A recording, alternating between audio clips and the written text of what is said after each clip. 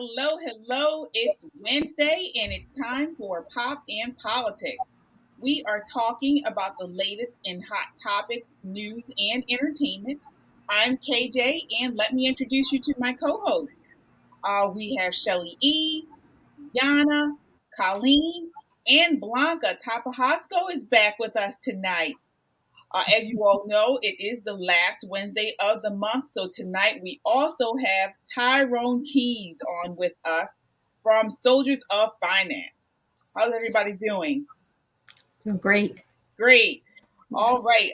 So we're going to start. We're going to bring Tyrone back. We're going to start off the conversation as we generally do with our first topic, and Tyrone will join us after this first topic. But as I generally say, join the conversation by leaving a comment on Facebook, YouTube, or Twitter. We will check the comments periodically throughout the show. And don't just comment, subscribe. Subscribe to our social media so you always know when we post new content. Also, if you like independent media and want to support what we do, donate. Any amount is appreciated. You can donate on our website at www.metroconservativemedia.com. Again, you get up-to-date information there as well. We are a necessary voice in news and entertainment.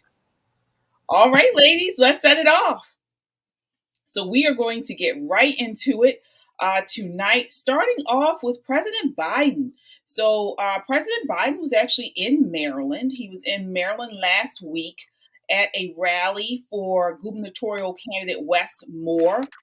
And he made some very outrageous comments, called on Democrats, again, this was last Thursday, to vote to literally save democracy once again, and compared Republican ideology to semi-fascism as he led a kickoff rally 75 days out from the midterm elections. This is clip 2. Take a look at this. He decided to attack half of the country. I respect conservative Republicans. I don't respect these MAGA Republicans. The MAGA Republicans don't just threaten our personal rights and economic security. They're a threat to our very democracy. They refuse to accept the will of the people. MAGA Republicans don't have a clue about the power of women. Trump and the extreme MAGA Republicans have made their choice to go backwards, full of anger, violence, hate, and division. But we've chosen a different path. Forward. All right. So I want to just put this in context before I bring you ladies on.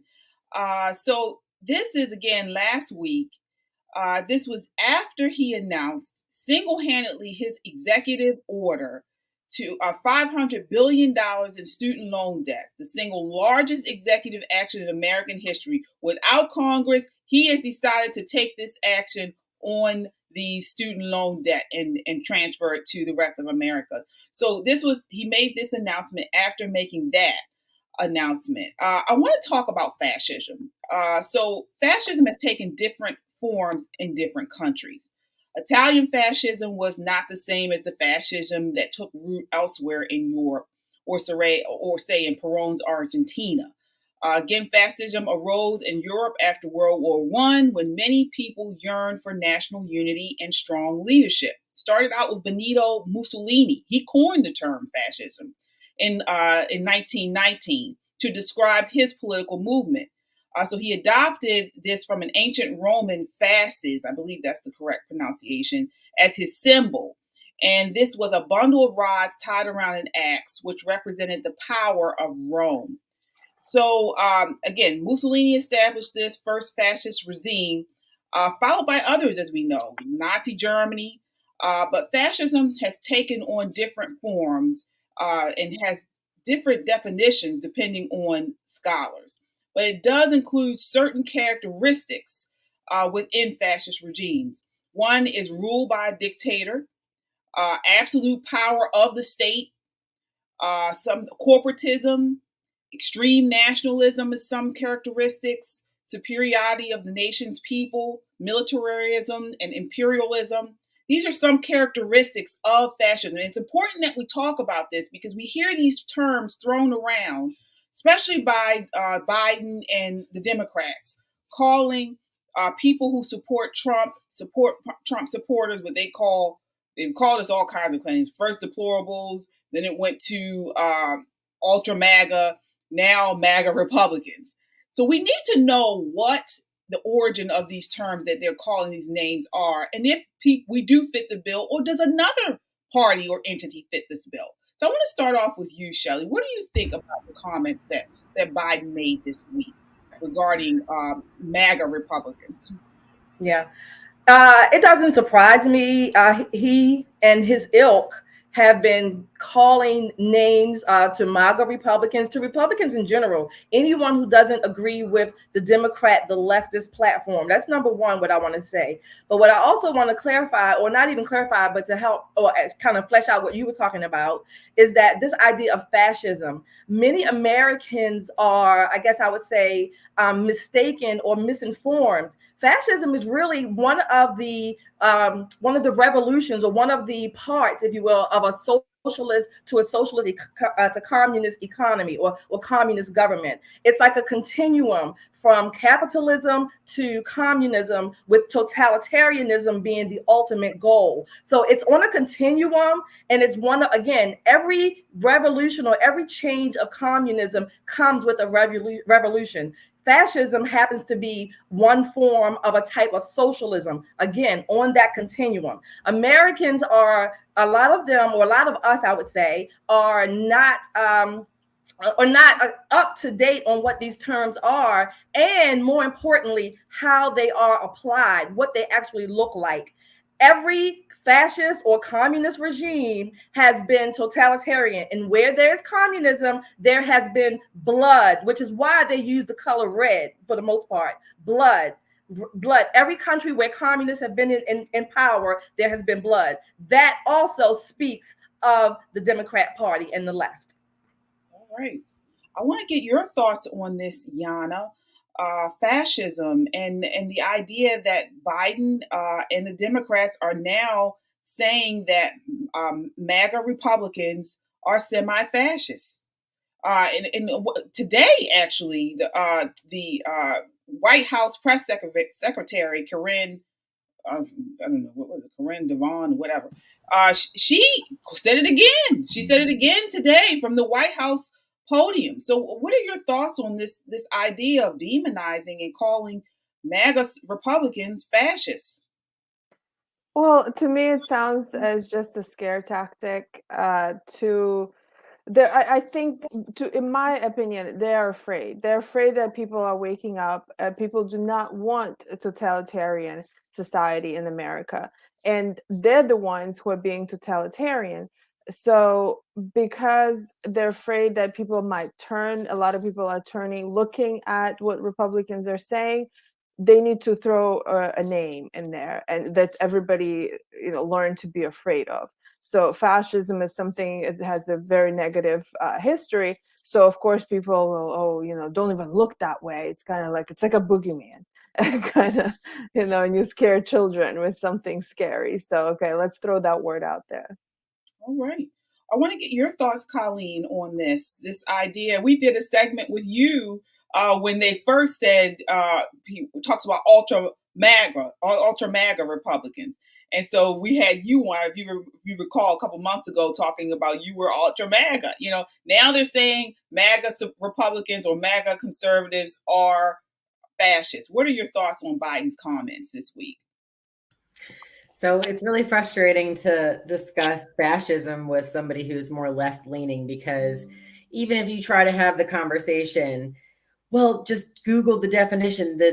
Google's definition, or most of the popular definitions, are going to say that it's a right-leaning concept, and it's factually incorrect because it's a left-leaning concept. I mean, so how can you explain to somebody if Google is telling them that it's a right-leaning concept, because Google is facts, right? So it's really difficult to talk to somebody who is really buying into the leftist narrative of, right wing is fascist, and like they'll even associate Nazism with fascist, with right wings, like with right wing politics and stuff. But the Nazi party is the National Socialist Party. So it's not a right wing, even Hitler, Mussolini, they're all left leaning, left wing policies. I mean, but it's hard to argue with Google, I guess, Yeah, absolutely. I want to get your thoughts on this, Blanca. The last week again, Biden called MAGA Republicans semi-fascists. He again went back today from the podium in the White House with his Corinne Stephens, or not Corinne Stephens, I can't remember her name. Somebody tell me what the lady's name is, but the White House press secretary. Jean-Pierre. Oh, Jean-Pierre. Yes, thank you. Said it again today. They doubled down on MAGA Republicans as harmful to the democracy and are semi-fascists. What are your thoughts on this? Well, first, Biden refers to saving democracy without really giving anyone the idea of what he defines as democracy. Democracy is a system. It's a system. While a republic is a state, it's a state in which the supreme authority in the power is by the people. Their definition of supreme is MAGA. So if something is MAGA is supreme, if it's ultra is supreme, it's extreme. So everything rhymes with "im," I guess. They have a theme going on. He has a problem with making America great at any time. That's the A that I have changed for him. He says these MAGA Republicans must be stopped. He has a problem with making America great at all, at any time, in any circumstance. This is what his rhetoric has been. He is an individual who has not only, he has really given the war cry. This is the war cry. We must stop them. Okay, but fascism, what does fascism say? That says, let's control businesses. Let's control also labor, which businesses and the labor, the actual employed individuals, whether entrepreneurs, and we must squash opposition. That's what they're doing.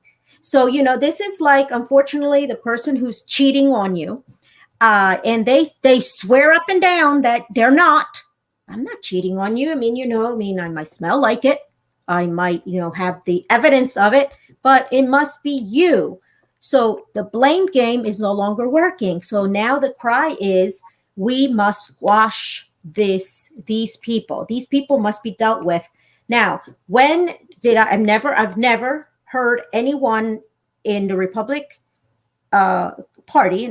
Party say, let's squash because we oppose. I've heard, let's debate. Let's make sure that we speak facts. Obviously, I believe that we all agree with that. But one thing about the Democratic Party that is not the Democratic Party of my parents, it's not the one of my grandparents, and that is, we must squash if you oppose. If you don't agree with me, I must oppose you, and you must be dealt with, and you must be called out.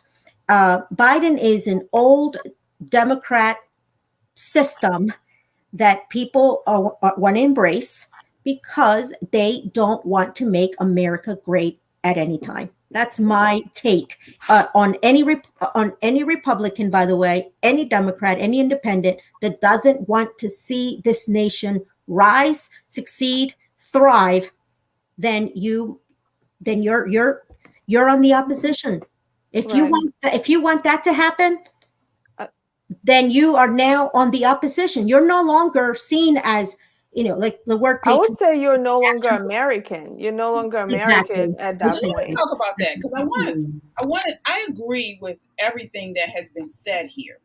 But one of the things I think that Biden's Democrat Party and the left this is what the one thing that they are really pulling from Republicans, from supporters of Trump and what they call MAGA Republicans, is a part of fascism, extreme nationalism. Right. So they are saying, and I want to make sure we are factual. We said extreme nationalism, which is a part of fascism.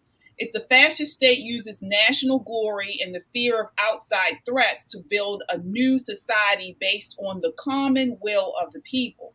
So I want to get you guys' thoughts on that part, because I think that's what they're saying this MAGA movement is. Yeah. Is what I don't- the yeah. part is. And there's nothing extreme about that, about having something in common as a nation and wanting to have an identity as a nation. There's nothing extreme about that. I was trying to look at some of the signs that his supporters were holding at that pathetic rally. I mean, they have to really zoom in on Biden so they don't show you how big his crowd is.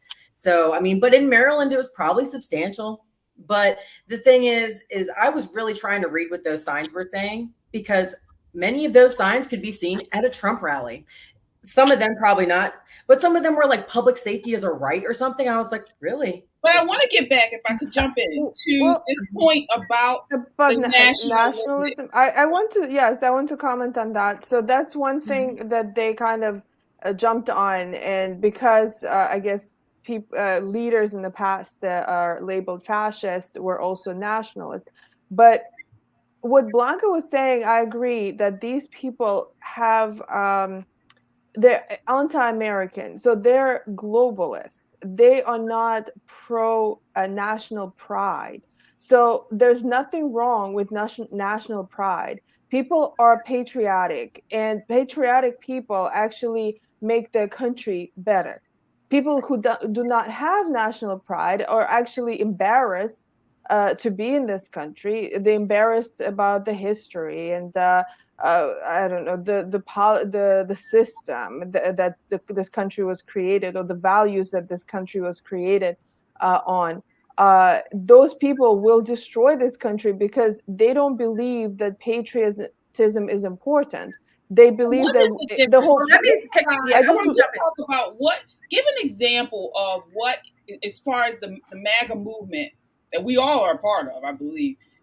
What is something that the MAGA movement has done, and then what is extreme nationalism? So let me jump. Yeah, I want to. This is my best example. So, or the distinction between fascist, which includes nationalism, and the MAGA or the American nationalism. Like Yana and Blanca, Colleen all said, there's nationalism and having pride for your country is one thing, but when you do it and only because you're forced in a sense, or you are psychologically coerced, and you're doing it to grow the state, that is the fascism of Italy and Europe. In America, for the most part, people who are nationalists, they want America to be good and they want America to be the best it can be. But there is the component of still recognizing that we have individual liberties and constitutional liberties. So there's the distinction. There we are. And it's like foregoing your rights as a citizen for nationalism. Is that what you're talking about, Shelley?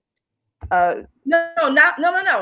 You can have pride in like American pride, but in Italy, like KJ mentioned, or in Europe, the fascists, they have pride. Number one, it's coerced. It's psychologically coerced. It is also state coerced because they have the military and they want to keep the state and grow the state. Whereas in America, the individual is still preeminent.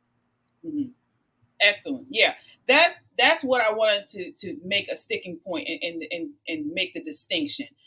And the one thing that MAGA conservatives, MAGA Republicans, we all want limited government, a limited state. The individual is still important, and they don't talk about that. To the contrary, as we've seen over the past 2 years, the Biden administration has done nothing but grow the state, grow the government. I mean, look at what he did with student loans. He took an independent executive order, so he had no input from Congress, no input from the judicial system. So we don't have any type of checks and balances. And he just did this. What is that? That is a dictator. It's just noise. It's propaganda, and it's literally just. I don't even believe that people at his rallies truly believe that. They believe it. They believe it, Colleen. I disagree with you there. You know why? Because we have a whole history of the 20th century where there was communism and fascism, and millions of people believed it. Yeah, So it's not uncommon, or it's not so outlandish that there would be people even in America to believe that. Right. But Joe Biden's virtually making everybody's lives harder. I mean, anybody who's at that rally is not any richer during Joe Biden's era unless they, followed Nancy Pelosi's like trading secrets or something like that. But like the majority of the people standing behind him on camera probably are struggling with gas prices, probably are struggling with grocery prices, probably are But struggling. they were told it's not Biden's fault. So these people, I don't think people believe it. I mean, well, obviously there are a lot there of are plenty that believe, and Shelley has a good point that during 20th century we had communist regimes all over, and yes, many people were disillusioned, many people were not happy, and interestingly, we actually in the Soviet Union we had people who were so-called leaders, or people who were supposed to be like the main the general secretary of the Soviet Union, and who they could barely speak. So when they would come on stage, people would not even understand what they're saying. So it's a very similar situation. So every time Biden comes to town, there's always Trump supporters waving flags. Okay. So every time he always has the welcome wagon of Trump supporters. There was a clip that my friend sent me that obviously didn't go viral on leftist media of somebody at that Maryland rally being like, "You didn't win, you cheated," and they pulled him out. And everybody's like, "Boo." But I mean, like, people aren't mad enough to insinuate violence on this so-called fascist. That's why I'm saying that people don't believe it enough, because if they really felt like this dude was a fascist for denying the election, why wouldn't they have really beat the crap out of him? Because I mean, like you mentioned, and we talk about, this idea that the Biden administration, are calling MAGA Republicans fascists, when he has done nothing but fascist things within the last 2 years. Yeah, look at what they did for businesses with COVID. He forced businesses, private industries to close. If they even opened, they would have been fined. He's closed schools. They've weaponized the federal police, which is the FBI. We saw this week when Mark Zuckerberg, owner of Facebook and Meta, said that he was told to squash the Biden laptop story of his son because they called it fake news. I mean, he sicked his FBI dogs on social media corporations and platforms to suppress a story about his son because he knew it would be detrimental to his case in the election. I mean, this is all fascism. This is what or it's communism. It's all, the thing is that fascism is on one end of the spectrum of extreme, and then there's communism on the other. And it seems like like in the 20th century they've been at war with each other. Like during the World War II, it was fascists against communists in Europe, and it's a difficult choice to make when you're in between of that. You just have to make a choice, based on the circumstances that you're in and your morals, and you choose the least horrible regime. But it's very difficult. So when they're accusing them of accusing someone, some imaginary MAGA fascists, of being fascists, they're just showing who they are. They're showing their own true colors, that they're actually communists, and they just they need to come up with an enemy to present themselves as the better choice for the masses. They're trying to really force the division as hard as they can because of the midterms coming up, and because people are starting to really realize. I mean, obviously they have lowered gas because we have midterms coming up, so they're trying to make it so that people have short-term memory loss over here, or I don't even know if it's long-term memory or whatever it is the last 2 years, but they're trying to just hope that we'll just kind of sweep this under the rug and people are going to vote for Democrats. I mean, but that's what people are really going to vote for, is the economic changes. So if they force up this division, that's always what they do. I mean, that's their playbook every election season. So they have to do that. They need us to hate each other. Yeah, absolutely. Well, we will continue to follow this story. We do have to move on. I want to close out this segment with just this bit of history. So, President Reagan said that man is not free unless government is limited. but this is at direct odds with the philosophy outlined by Franklin Delano Roosevelt. In 1994, he did a State of the Union address, and he said, "We have to come to a clear realization of the fact that true individual freedom cannot exist without economic security and independence. Necessitous men are not free men." So we have to, as a country, figure out which way we want to go. Which part is real freedom? Is it what Reagan said about limited government, or is it what Franklin Delano Roosevelt said? Because these are two warring ideologies that we have right now. One actually does lead to fascism. One road does lead to fascism. So that's something I want to leave our viewers with to think about there. All right. So again, join the conversation by leaving a comment on Facebook, YouTube, or Twitter. We will check the comments periodically throughout the show. Also subscribe. Subscribe to our social media so you always know when we post new content. Check us out on our website at www.metroconservativemedia.com for up-to-date information. Again, we are a necessary voice in news and entertainment. All right, so we have with us, joining us again, as I said at the top of the hour, Tyrone Keys. So can we bring Tyrone in? Hello, Tyrone. How are you tonight?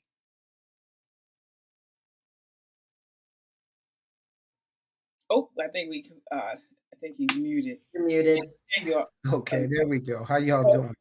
We're doing well. Good. Glad to have you back with us tonight.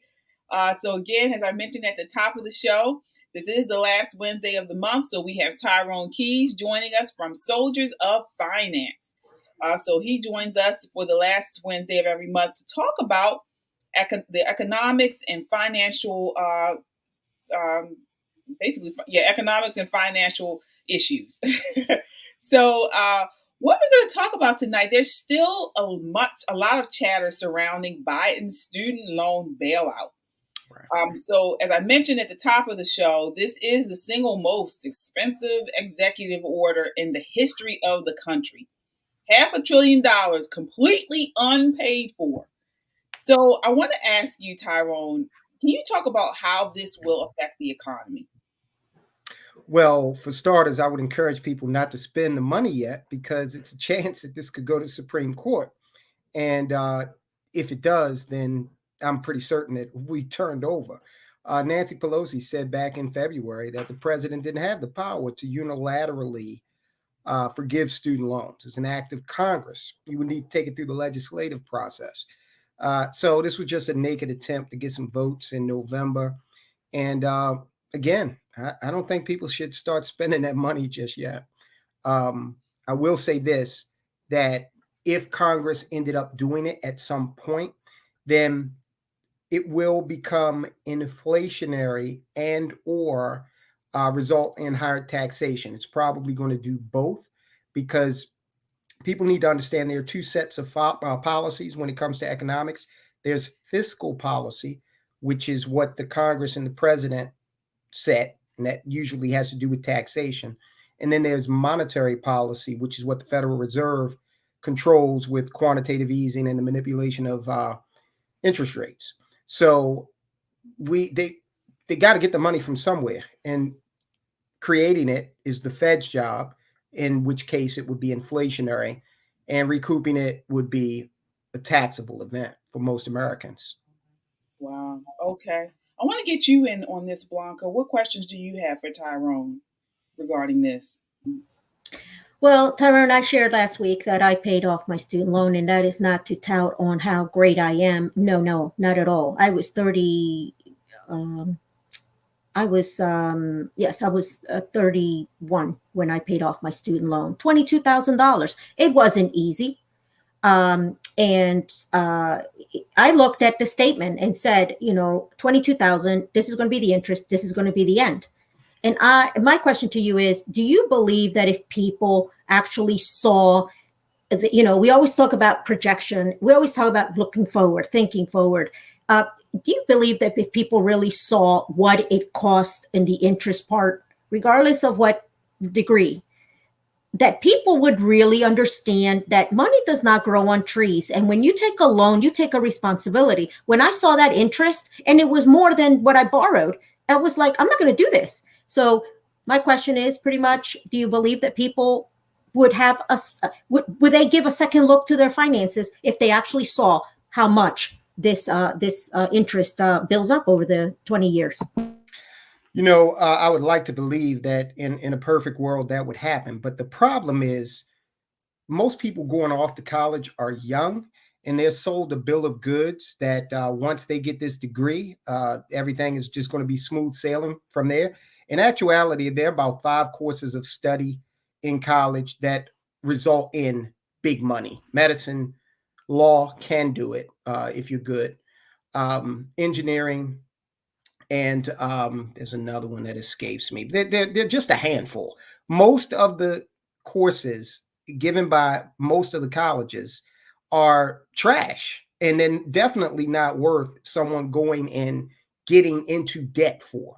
Okay. Now, I'm not disparaging anyone with psychology or sociology degrees, but just let's get real. You're only going to be working for the government more than likely if you go and pursue that. And you have to sit down and do the calculation as to what's the cost benefit of this. Am I going to be able to A, pay the loan back in a reasonable amount of time? And B, am I going to have, is this a money-making proposition? Should I spend money on this to do this? And I think if people start to realize that college should be looked at in the way you suggest, in a cost-benefit analysis type of way, they do a lot better in terms of not incurring these big debts for nothing. Yeah. And another, we have to start looking at individual accountability.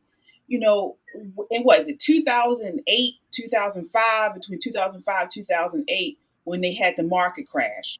Remember, mortgage brokers were selling the interest-only loans to a lot of these homeowners. They gave mortgage brokers a bad break on this, and I honestly don't think it was all them, because most times mortgage brokers explain to the buyers what was going on with these loans.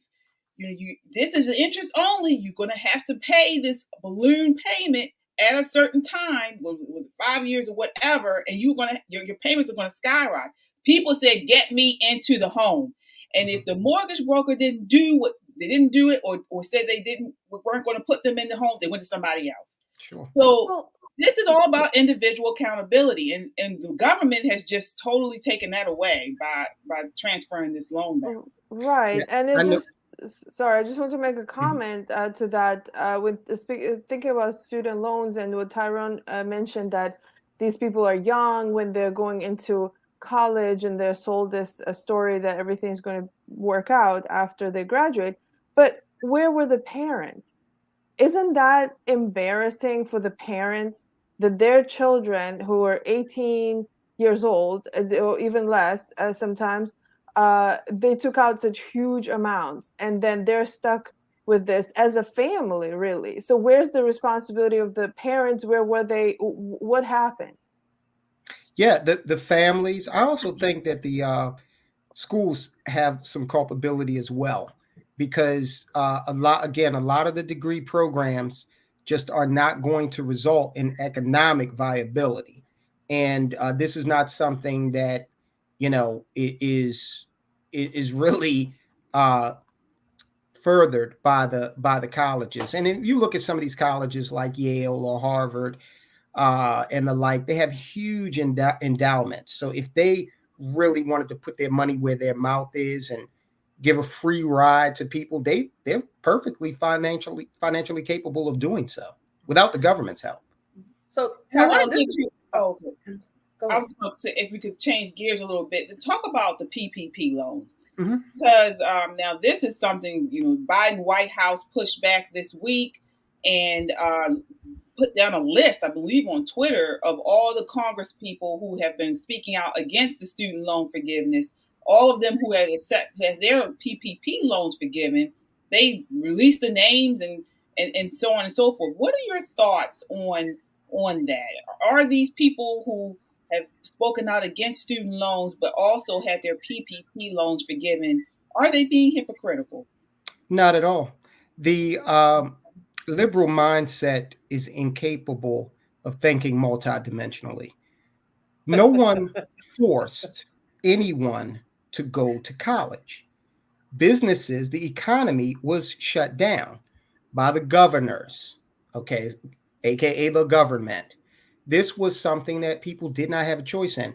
And I was just reading before I came on that the Kardashians, P. Diddy, they got loans. Yeah, because they have employees. And if they went through that process and they did so legally, then I'm not understanding why anyone who endeavored in the process legally should not have been able to get the funds. And then on top of that, look, I've told people, don't get mad at the students who are getting their loans forgiven. This is the government's deal, okay? The same thing with the PPP. If Sean Combs got his loan forgiven, that's not a decision he made.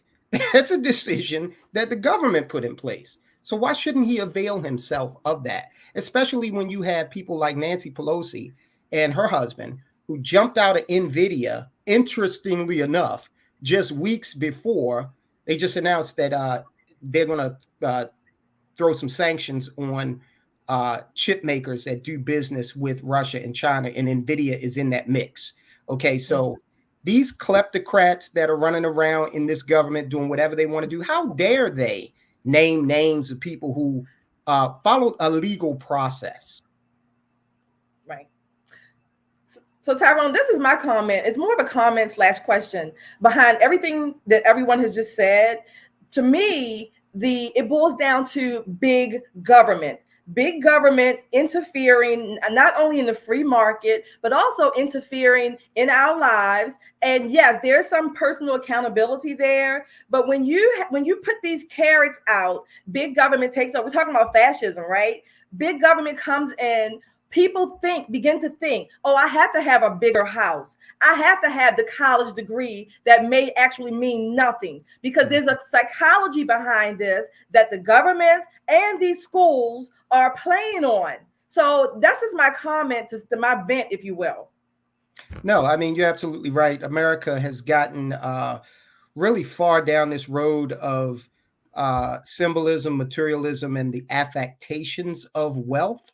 But in actuality, financially, the country is not doing well in many respects at all. So I think that people need to really, and we talk about this on the channel all the time, a redefinition of wealth. Wealth needs to stop meaning red bottom shoes and a car that is depreciating with a quickness. Okay, people need to really start rethinking this, trading in the desire for depreciating liabilities and promotion of the acquisition of appreciating assets. Absolutely. Absolutely. And not only that, but we actually have a phenomenon right now of people who don't want to work. So you have this idea of, on one hand, you have people who are running after fame and materialistic things and showing things and things like that, and then they don't want to work. That's just the crazy part. But as always, thank you so much, Tyrone, for joining us. Again, you can catch Tyrone on YouTube at Soldiers of Finance for more detailed information. Again, I always say his channel is a wealth of information. Great channel, very informative, very entertaining. So again, and also on Facebook at Soldiers of Finance. Any last thoughts before we let you go, Tyrone? No, just stack assets, people. Just continue to, things are cheap right now. Well, inexpensive. Assets are inexpensive right now. Take a look, do your due diligence, and acquire assets. All right. Thanks again. We'll see you next month. Okay. Thank you. All right. All right, ladies. So we are moving right along. Again, as I mentioned, join the conversation by leaving a comment on Facebook, YouTube, or Twitter. We will check the comments periodically throughout the show. Don't just comment, subscribe. Subscribe to our social media so you always know when we post new content. Also, check us out online at www.metroconservativemedia.com for up-to-date information. Again, we are a necessary voice in news and entertainment. I want to hit some of these comments before we move on. Let's see here. I have Denise says, false advertising by universities and perpetuated by businesses buying into the degree value, so often not realized by the student once in the workplace. Absolutely. Absolutely. Here, Chad says, I agree 100%, Yana. My wife, Yana, this is your husband. Oh, no. Yana, on our show. My wife and I, as parents, made sure that when she gets out of school, we are not putting her at a disadvantage with huge student loan debts. Absolutely. Amen, brother. All right. We have here Stephen. PPP loans are not the same as student loans. This tactic to compare apples to oranges in order to pressure people to agree is a common practice of the political elites. Absolutely, Steve-O. All right. So we will move right along. Also, while we have this quick break, I want to get you guys to, after the show, we generally have the Just the Guys show. Not sure if you caught that recently. Last week's show was crazy. If you did not see, I would say watch at least the first 30 minutes. The men were out of control, and I'll just leave it at that. I'll actually give you another watch. Was it Logic or Black Chad? His name is Black Chad on the show. He made some outrageous comments, and I really would have ask you to watch. Watch what he says, and then let us know after you do watch. It was outrageous. Very funny, very informative, but outrageous. All right. We are moving right along to UFC. So we're talking about Andrew Tate. So are you familiar with him? He's a UFC champion and online influencer, Andrew Tate. If you weren't, you will be. He was recently banned from all social media platforms and stopped him from also making money off of these platforms. So he was a huge YouTuber, Instagram, Twitter, all of them, and he was monetized. Well, he can no longer do that. Take a look at this clip. This is clip one of what he had to say about it. Tell us what your message is to young men.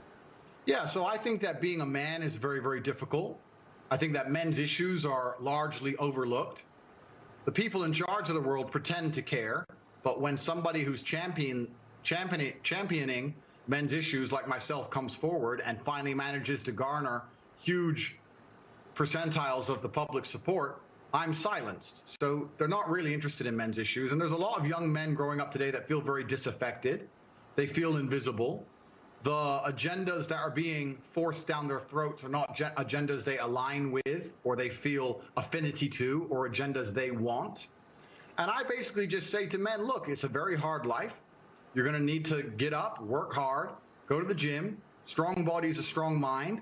You're going to have to reject listening blindly to everything you're told, reject the slave mind, think for yourself, get a strong network of brothers, work aside them. Don't tolerate low quality people in your life, which means don't tolerate men who just smoke drugs and play video games, or men who are disloyal or dishonest. By extension, don't tolerate women or girlfriends who are disloyal or dishonest, and try and build and create a reality full of high quality people in which you can resist the programming that the Matrix tries to influence you with, and grow up truly happy. And what happens is when I say these things, they ignore 95% of what I say. They ignore me saying that you need to avoid low quality men. And they take the bit where I say avoid women who are dishonest. And then they put it on a reel, a very short 3 or 4 second clip. And then they say I'm a misogynistic person and I'm dangerous to women and I need to be banned. So they did. That's exactly what they did.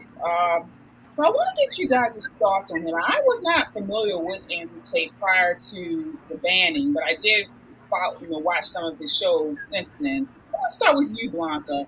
What are your thoughts? Did you get a chance to take a look at some of his commentary or his? Well, what I did is I did a little research on the individual. So here is Emory Andrew Tate III. He is 35 years old. He was born in Washington, D.C., and he's worth about $350 million. So here, I did hear that clip earlier, the same exact one. That was the first time I actually heard him speak rather than someone give an opinion about himself. And what I see is someone who is trying to unexplain, per se, what others perceive about him and, in general, men. I agree with some of the things that he says. I believe that the movement, especially genderism, and, I mean, the only ism that I'm for is bilingualism. That's all. Bilingualism. That'll pay you. That'll be a skill that you can use. But it is just infiltrated, I believe. I've just seen some men. I agree with him that men have been forced to just basically become effeminate in many ways. But I don't agree with him where he needs to kind of blanket everyone, that women, as far as loyal and all that. You know what? In a perfect world, we would not be disloyal. We would not be dishonest even to ourselves. But he is someone, to me, $350 million worth. I mean, he pretty much $10 million for each year that he is actually born. I just don't have a lot of sympathy for someone like that. I want to start with you, Shelley. What are your thoughts on Andrew Tate? Do you think he deserved to be banned? So my thoughts were, when I first heard about Andrew Tate, and I just, kind of found out about him about the last 2 weeks or so, I think it was some bitch men and some time of the month histrionic, hysterical women who got him banned. That's what I think. I am all for free speech.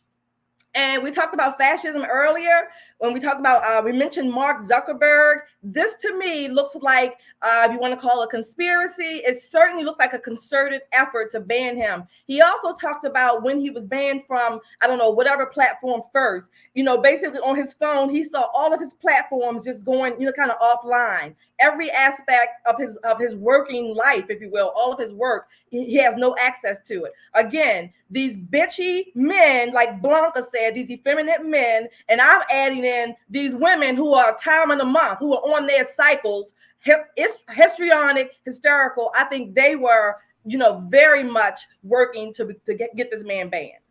All right. I want to get your thoughts on this, Yana. Andrew Tate, he was removed from all social media platforms, demonetized, basically because it was said that he made outrageous comments, misogynistic comments. What are your thoughts? Do you agree with Blanca and Shelley, or are you on your period and agree that he should have been removed? I haven't heard of him prior to this, probably because his audience were men. And I think I don't know what kind of comments he made. I mean, we in the past have discussed Kevin Samuels. I mean, I don't know why Kevin Samuels was never banned, based on the same kind of comments, I'm sure. But at the same time, I see that he was helping. And oh, by the way, I want to mention, I don't care how much money he had. Nobody should be banned for something they want to talk about.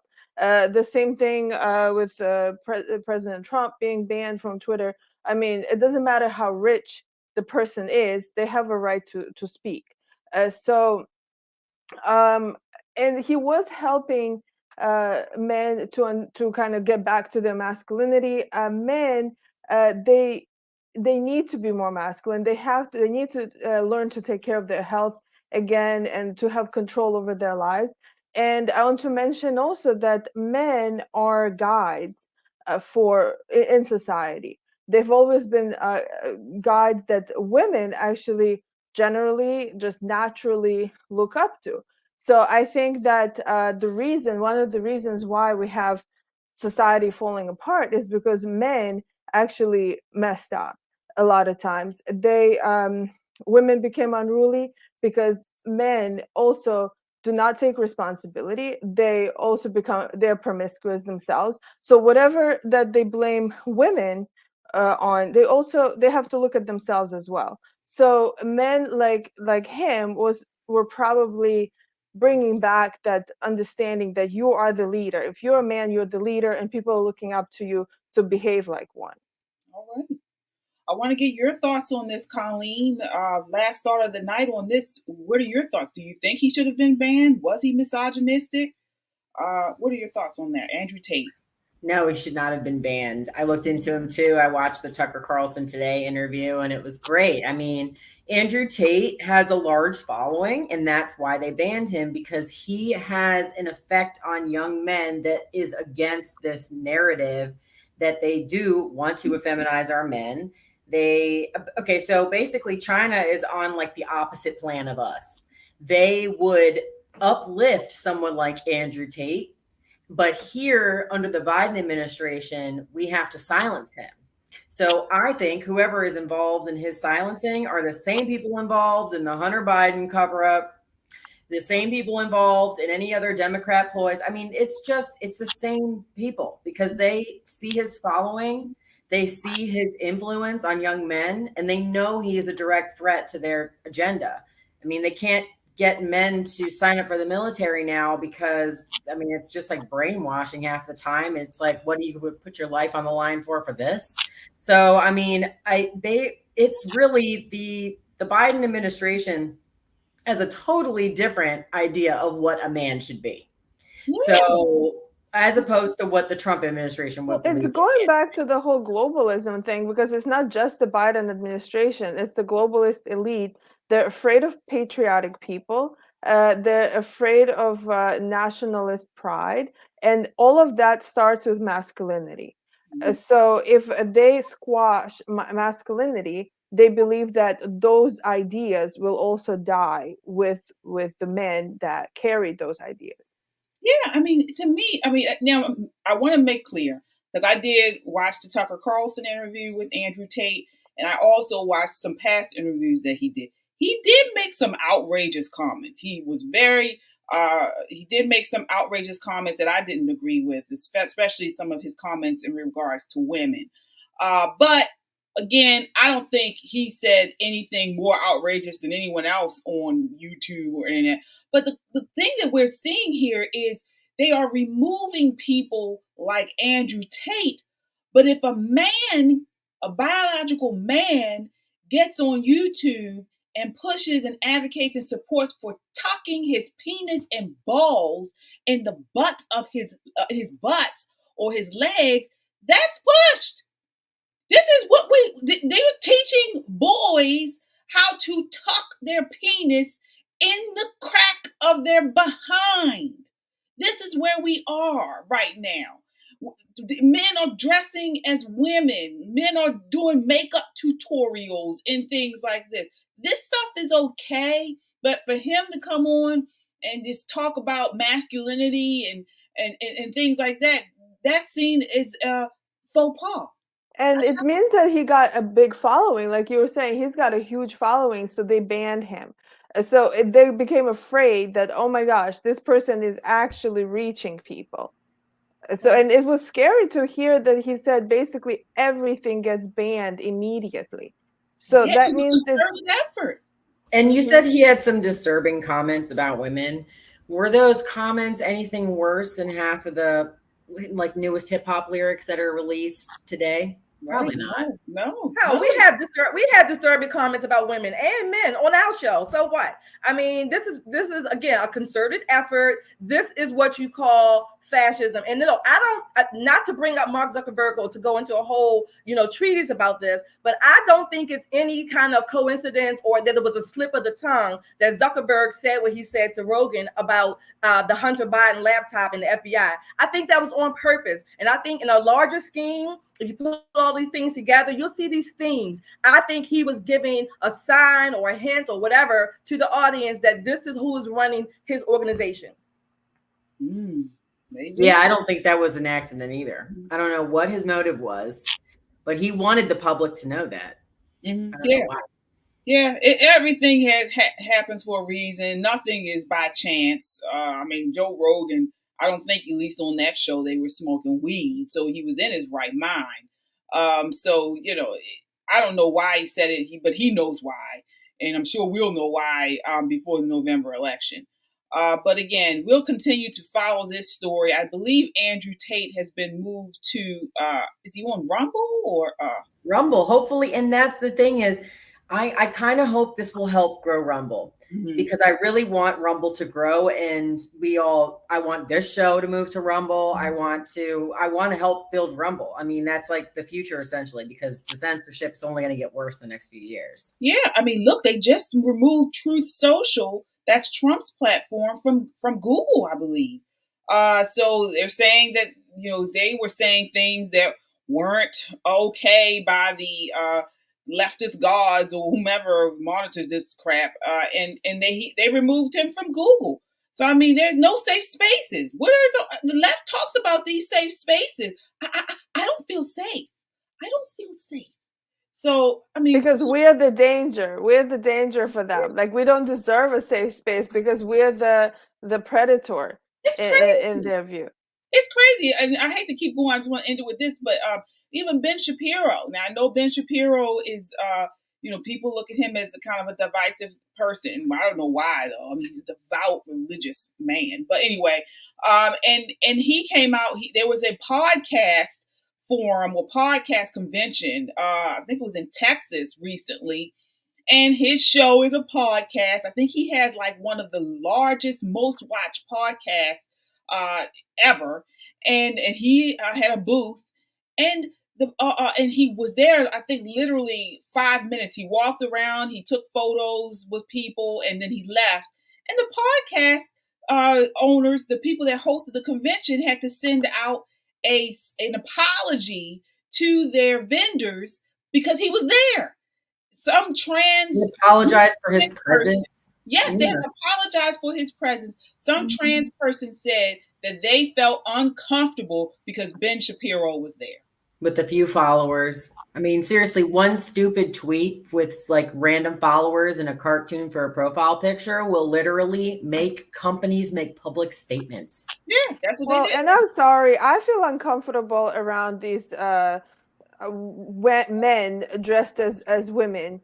For example, right now, I cannot even watch YouTube without watching a commercial of a transgender, whatever, that creature with a face. Do you guys see it every time I go to watch a video? There's a commercial of them talking about like Google. Yana, you mentioned this before. I don't know what you are doing on your computer. Me either. You have mentioned that you get these types of commercials and things that nobody else gets. Really? I remember you would get. It's like it's a two-step verification commercial for a Google two-step verification. You need to exercise. You need to exercise that computer or something. I don't know what you have going on. Someone in your household is looking at things that they shouldn't be. So you better get some holy water and sprinkle around your house. No, seriously, because I don't understand why this is happening, and I'm like, I don't feel comfortable. Why, like, just logging into Yeah, it is. It's crazy. I mean, the world is going upside down. So I mean, we'll continue to be the sane ones as long as we can. Hopefully, we're not censored or removed. But if we are, go to our website, www.metroconservativemedia.com.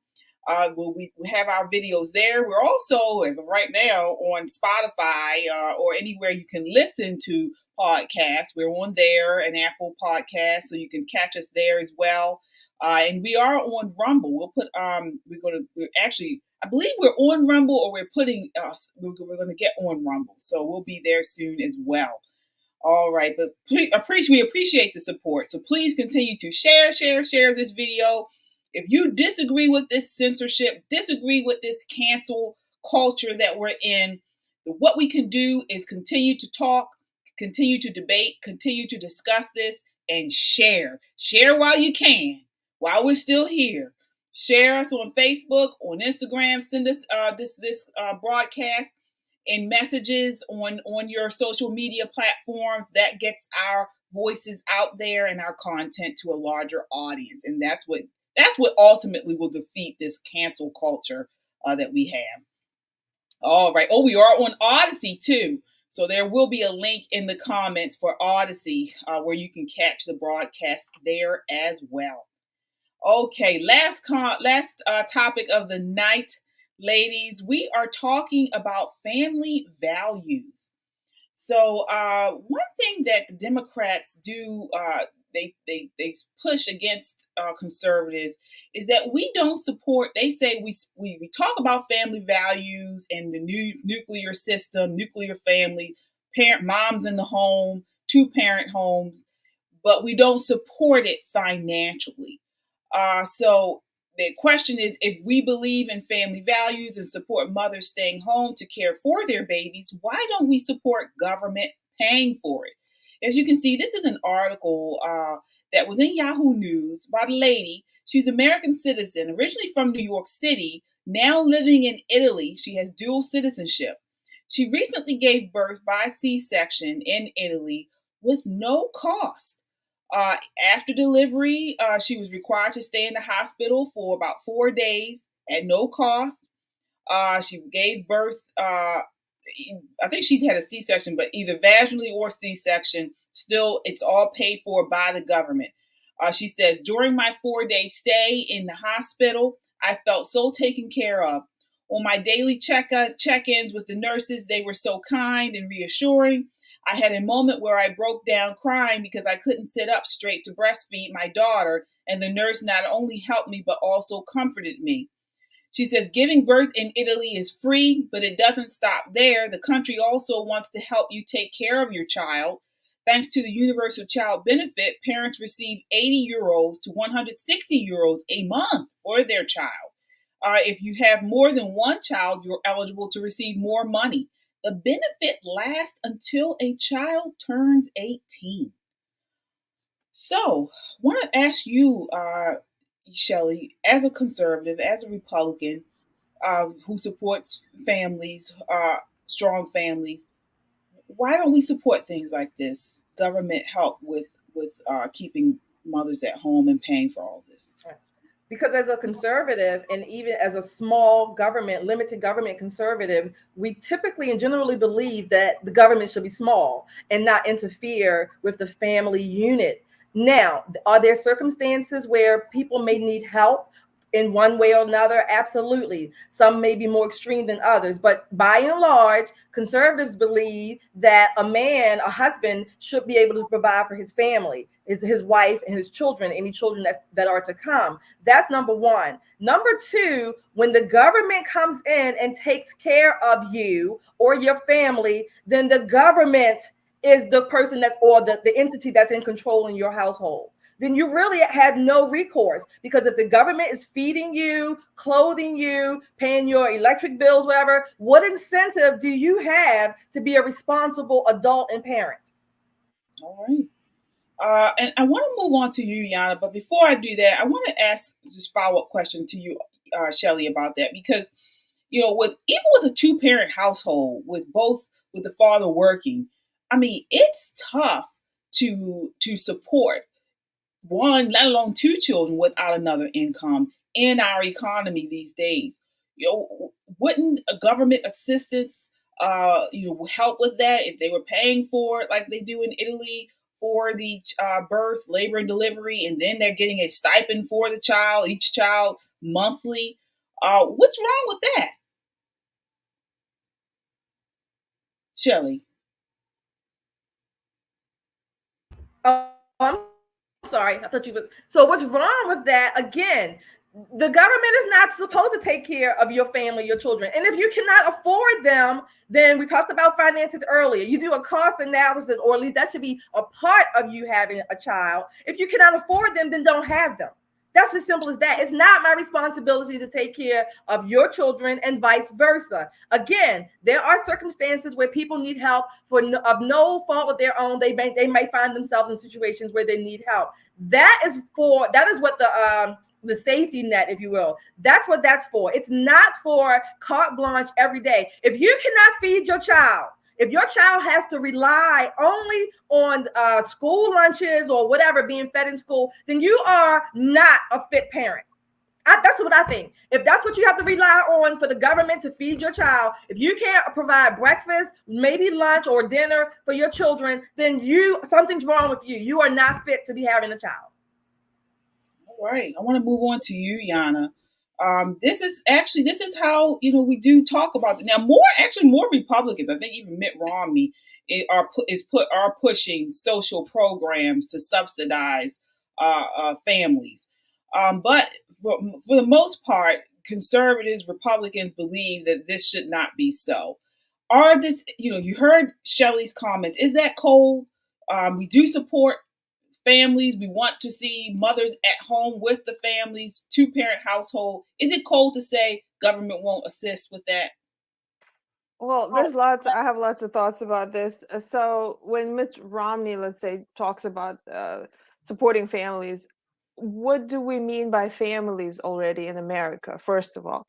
So if, let's say from a very conservative perspective, family is the mother and the father and the traditional family with traditional family values. So should we only be giving money for those types of families?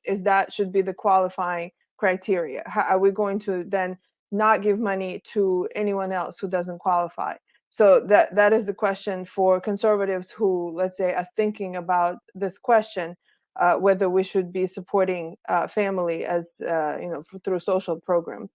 Also, to respond to this lady that lived in Italy, first of all, Italy is like the poorest country in Europe. That just for perspective. Also, I don't know. I mean, she's American, so what salary was she living on in Italy? Was she living in Italy on American salary and having a great time over there, or she was an Italian who they barely get by for the most part? So yes, they have socialized healthcare, and maybe we need to look into our healthcare and to see why is it so expensive to even give birth to a child. Also, so like just to mention, Soviet Union had maternity leave, which was 1 year. So sounds really amazing, but how did people live over there? Also barely getting by because it's all the money always comes from somewhere. So if you want that kind of assistance from the government, then don't expect high salaries for the jobs where you're working. And then so yes, I agree with Shelley that the best way for conservatives to support families is to support policies that will promote opportunities for jobs, promote men who can be strong and get proper education and have good jobs, so then they can support the families. It's true, women cannot work the same way as men if they're raising children. So the best way is to support economic opportunities for just individuals, for men and women as well, of course, but and that way support family. Otherwise, we're just going to have socialism. That's my comment. You're muted. Thank you. I was going to say, I want to get you in here, Colleen. What are your thoughts on this? Again, giving birth in Italy is free. Also, they support the child up until 18. They give parents stipend to support children. We as conservatives advocate for family values, but we do not think the government should pay for it. What are your thoughts on that? Is this something that we should continue to do, or should we change that thinking?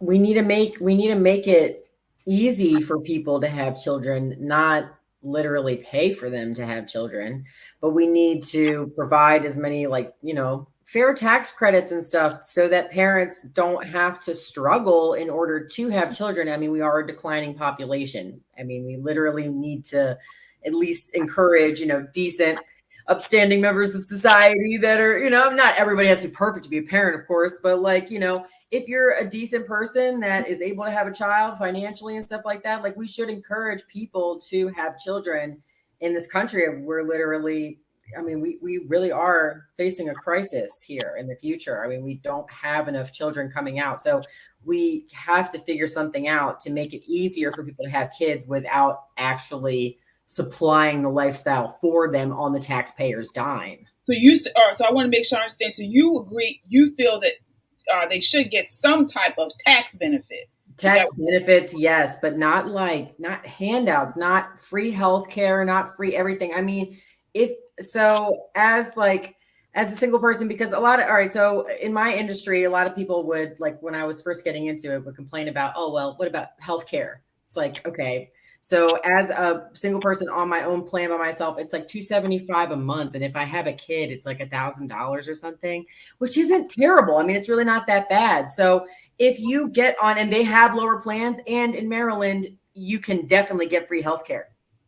I had it for a long time. When I was first starting out, I qualified for it. So Maryland loves giving out free stuff.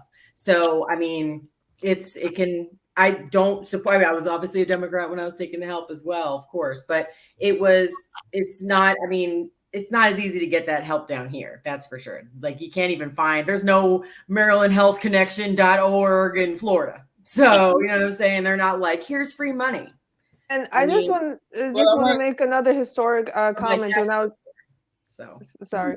Yeah, when I mentioned the Soviet Union and how they were subsidizing families a lot, there was free childcare, and maternity leave was very long, all these things. However, when I look back in history, before Russia became socialist communist, they didn't have such incentives, but the families back then were large. Which, interestingly enough, so prior to socialism in Russia, there were 10 children in families, up to like maybe 5, 6, 7, 8, 9, 10, sometimes 10 kids. During the time of socialism, it was like 2, maybe 3 at the most, because other than whatever the little handouts that they were receiving, there was nothing else. They didn't have much opportunities. They didn't have a big place to live, and they didn't have the future to even imagine, why do we need all these kids? We can't even, what's the point of having children?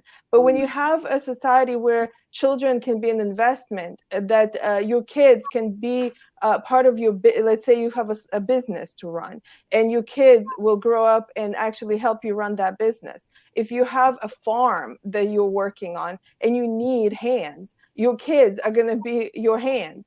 So your kids become something that's economically good for you.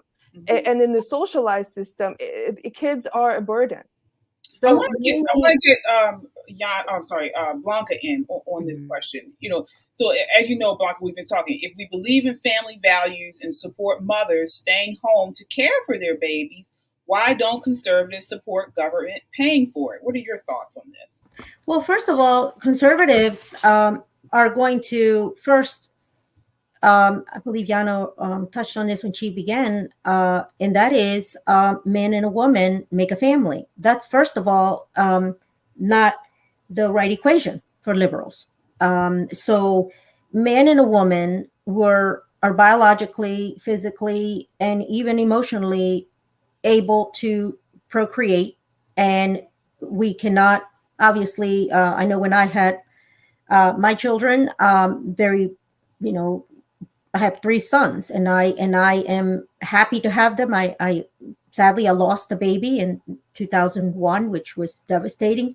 And but when it comes to the government, and I mean the government, federal, state, local government meddling, it will always lead to us being codependent on someone we will never meet. We will never meet these people. Okay, now we have a program that's just started August 16th here in Baltimore City, giving 200 young parents $1,000 a month for 2 years. People are wondering, it's a pilot program. It's guaranteed income. It's a guaranteed income pilot program. But how is that going to improve the child's life? They can't, they're not going to go into homes and take surveys and assess. How is it going to improve the ability for a young parent to perhaps get a skill? And say, maybe I'll invest in education or a trade. Okay, these are young people that are still working their way through having young children. I want to mention something about Italy. There's only 59 million people there.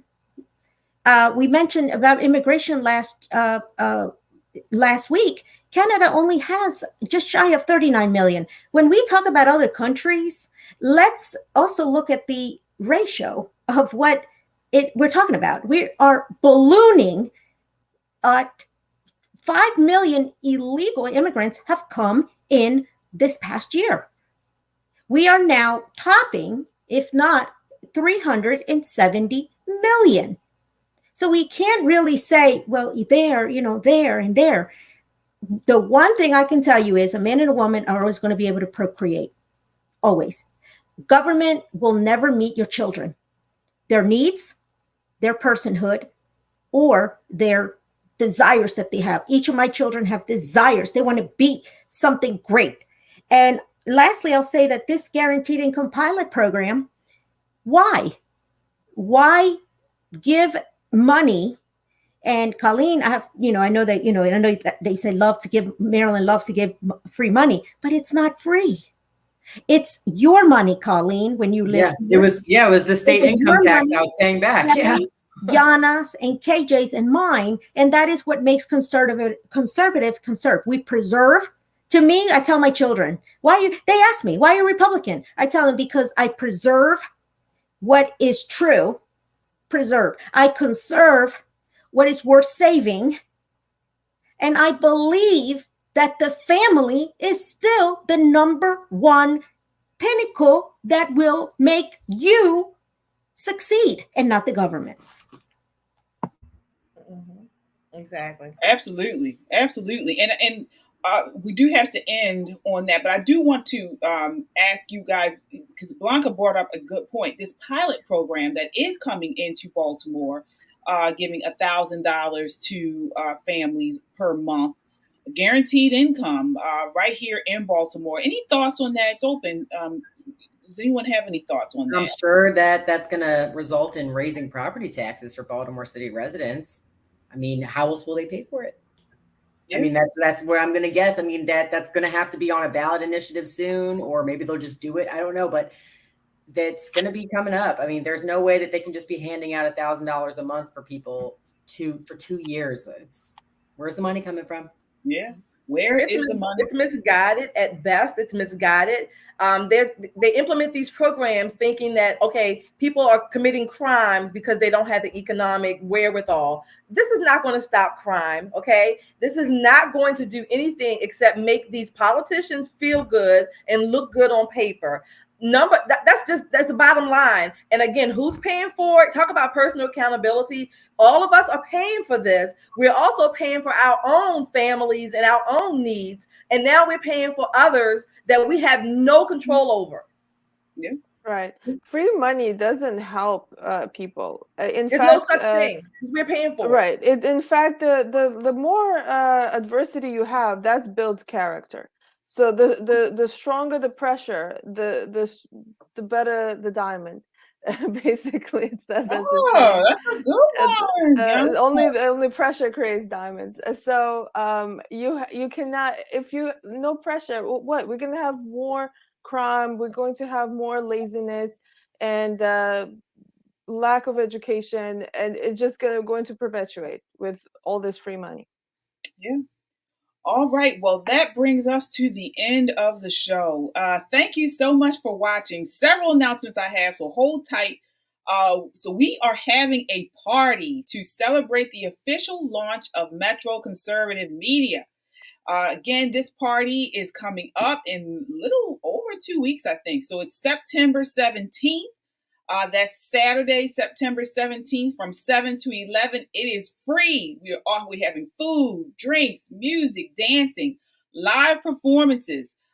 We have a beautiful rooftop space right in downtown Baltimore. The views are spectacular. I was there a couple weeks ago. It's a gorgeous space. This will sell out. It is free to attend, but you must RSVP. Again, and we are accepting donations. You would just go to www.mcmlaunch.eventbrite.com to RSVP. Again, we love to see you guys, meet you guys that have always been commenting and discussing things with us at each show. So please certainly come out, enjoy a good time with us, and speak with like-minded individuals, hang out with like-minded individuals, I should say. So we also, after this show, we have the Just the Guys show. So I mentioned that at the top of the show. These are the all male review. So they generally will comment on some of the topics that we've discussed from a male perspective, and also comment on additional issues. So it's a very entertaining, informative show. So please stay on and watch that. It comes sometimes outrageous. Right. Yes. Yes, it is outrageous. So you can see that right here in about 15 minutes after this show ends. And then also tomorrow, I have my show, the 8:30 show. So it's 8:30 right here. Tomorrow we are having a spectacular show. It's going to be a debate on the legalization of marijuana. So I have two people coming on, one who is pro-legalization, one is against the legalization of marijuana. And the two people I have are very very knowledgeable on the issue. You do not want to miss this. Please tune in tomorrow at 8:30 p.m. right here on YouTube and Facebook Live, 8:30 p.m. Eastern Standard Time. This is going to be an awesome show. So you do not want to miss this. All right. So as I always say, again, continue the conversation by checking us out on YouTube, Twitter, Facebook. Share this. Send it in your DMs. You DM somebody, maybe somebody you're trying to get with. You don't know how to talk to them. Say, hey, I have this show I watch, and I know we don't talk. Maybe to take a look at this. Maybe you and I can go out sometime. Get in their DMs with this show. So that's a great opportunity to meet somebody new. Get in their DMs with this share. Also, check us out on Instagram and subscribe. That way you get up-to-the-minute content when we post, and we appreciate the support. Again, we are an independent media, and each time you subscribe, it helps make our voice that much stronger. Again, check us out on our website, www.metroconservativemedia.com. We look forward to seeing you next week. Until then, count your blessings and live a life of purpose. Good night.